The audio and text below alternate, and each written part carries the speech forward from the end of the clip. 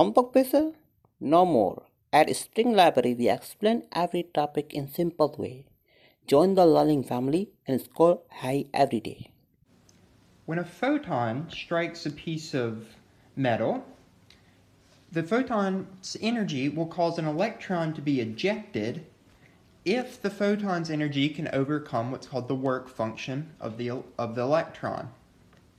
The work function is the amount of energy it will take to knock the electron off of the piece of metal.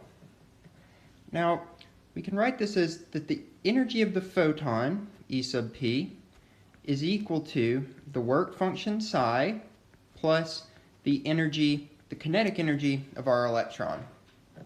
So you can see that the energy of the photon goes into overcoming the strength with which the electron is held to the metal, and then the leftover goes to the kinetic energy of the electron. So, we're told that psi is equal to 2.9 electron volts in this problem. 2.9 electron volts is equal to 4.64 times 10 to the minus 19 joules. So we're told what would be the minimum wavelength of a photon that could knock an electron off the piece of metal. Well, the minimum would be the case where the electron is ejected with zero kinetic energy. So this would be 0, which tells us that we just want the energy of the photon to be equal to the work function. That will be the minimum case for knocking off an electron.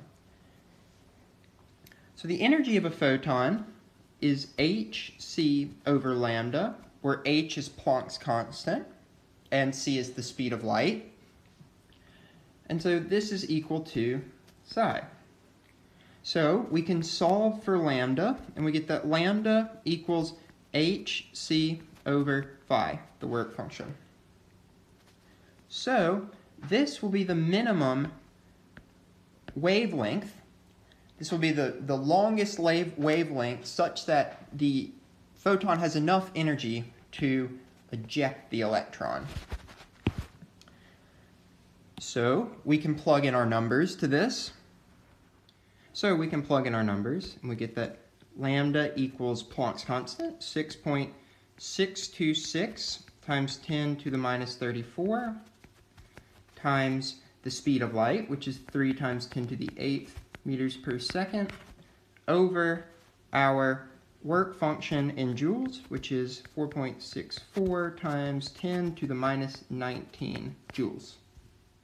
And this gives us that the minimum wavelength is equal to 4.28 times 10 to the minus 7 meters, or 428 nanometers.